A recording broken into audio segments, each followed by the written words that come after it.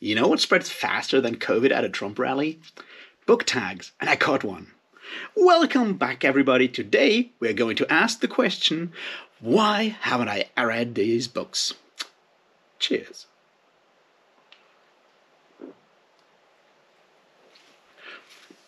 So, this is a book tag that's been going around for a while, and for the fourth time in my career on BookTube, which is over a year by now, someone actually thought about tagging me. And in this case, it was Matt from Matt on Books, which, has one of the fastest growing BookTube channels right now. You should go and subscribe. He'll probably pass my channel within the next couple of weeks. Be there when the hype starts. Anyway, no, he's doing like a great job, and I'm really happy that he tagged me, because now I get to play around with that tag. So yeah. It's 5 questions, and they're basically about me telling you books that I haven't read yet and being ashamed about it. And I figured, fuck that. Let's play with this tag a bit, because, why haven't I read these books yet? Could be about why. And that's what we're going to do today. There's 5 there, 5 categories.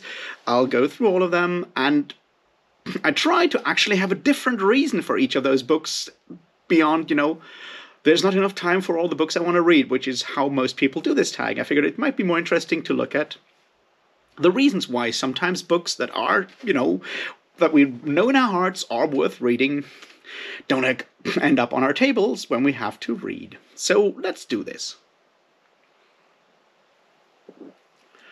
The first one here is a classic. Now, obviously, classics are all kinds of books that are older, I guess. I mean, that's sort of the vague definition is classics are old books that people still read because they think they're good.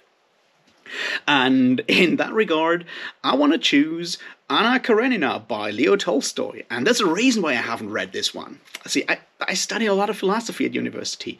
And when you study philosophy of literature, aesthetics, that kind of stuff, people need examples. Philosophers are really happy about examples, and they pick examples from literature.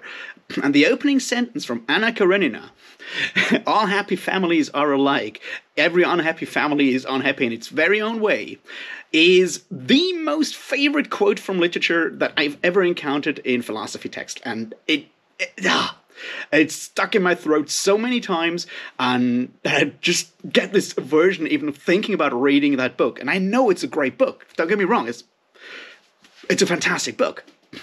But I just can't unthink that and remember all those terrible texts that I had to read, that whenever they had to pick a specific sentence, a specific quote to show something about literature, everyone always went back to Anna Karenina's opening sentence. Now, I know why, because it's an eminently quotable sentence, and you can do all kinds of analysis on that one, but still, come on, there's so many other books out there. Philosophers could actually pick something else. Like that opening sentence from The Steel Remains, for example, or anything else, really. I guess a close second classic with the same reason for me would be The Golden Bowl by Henry James, which is the favorite novel to dissect by philosopher Martha Nussbaum, who wrote a lot of essays on literature. They are all really good essays. If you're interested in that kind of stuff, go figure out, get a copy of Love's Language or the other, essay collections of her on literature. They're really good, but she really dissects the absolute hell out of that Henry James novel, and I don't know. I don't think I can actually read this book at this point in my life. Maybe I'll actually go and read The Turning of the Screw by Henry James, because there may be ghosts in there, or so I've heard. So that's number one. One reason why I haven't read these books is because they got kind of tarnished through association with other stuff.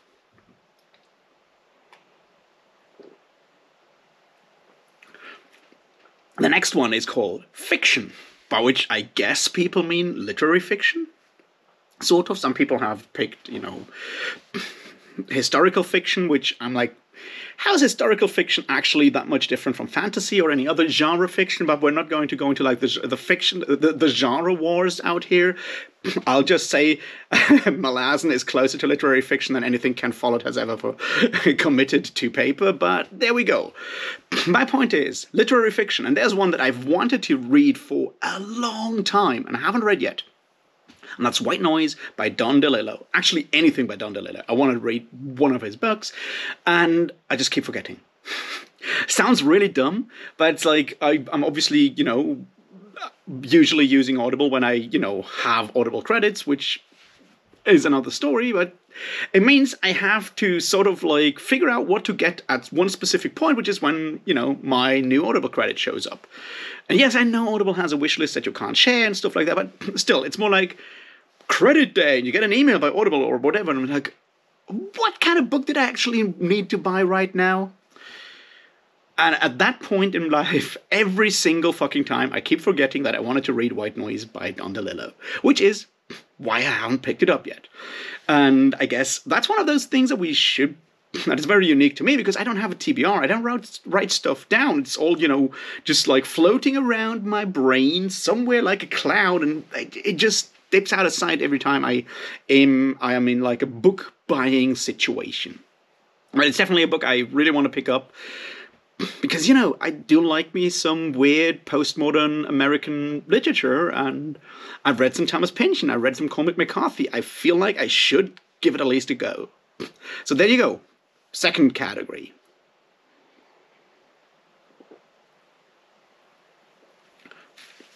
Number 3 is nonfiction.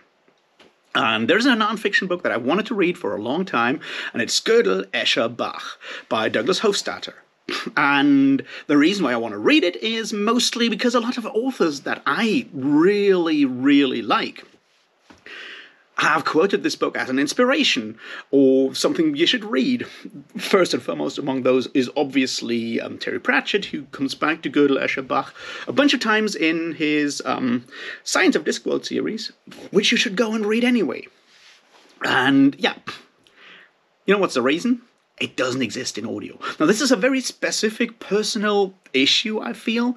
I could get that book as a ebook, and I could, transform it into some form of like simply to read text file and have my screen reader read it to me. But that's brutal, especially with like a non-fiction book where you need to really, really concentrate on what's going on. Listening to like a machine voice can be really, really tough. So yeah. This book is currently not accessible in a meaningful way to me, or I would have to go out of my way to actually get that one. So that's the reason. Lack of accessibility. There you go.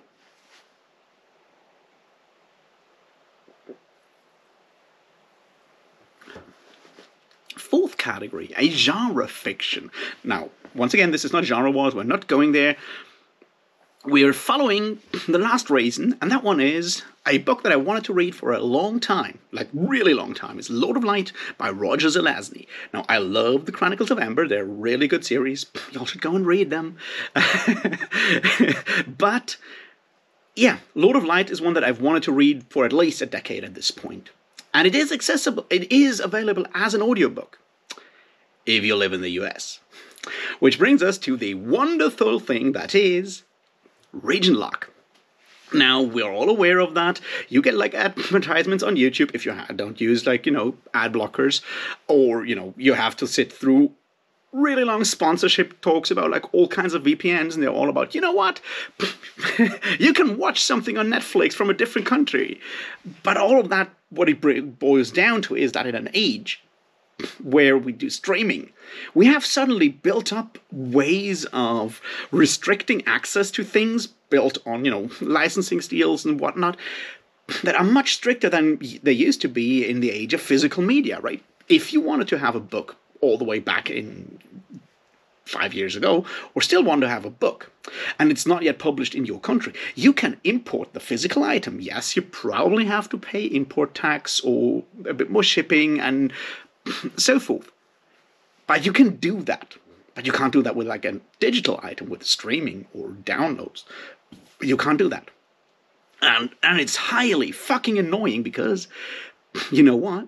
It makes censorship even more easy than it is already. Because, yeah, I can have my friend send me a physical book that is banned in Germany, which there aren't many, if any, at this point. Well, there are some, that are on like the index of banned books, but it's very little. And why would I read any of those angry political right-wing things? But I could have someone send me that as a package, and I could get it in a physical way. With a digital one, you just forbid that, and depending on how your company does region localization, and Audible does it through payment method. So if you don't have like a US credit card, you can't even claim to be an American. So yeah, sucks. I can't get it. And seeing it there as an unabridged audiobook, I'm like, I want this. I'm banging my head against digital walls, which I guess is the future that we live in by now, and it will continue to be that for a while. So there we are. Book 4. Now let's go to the last one.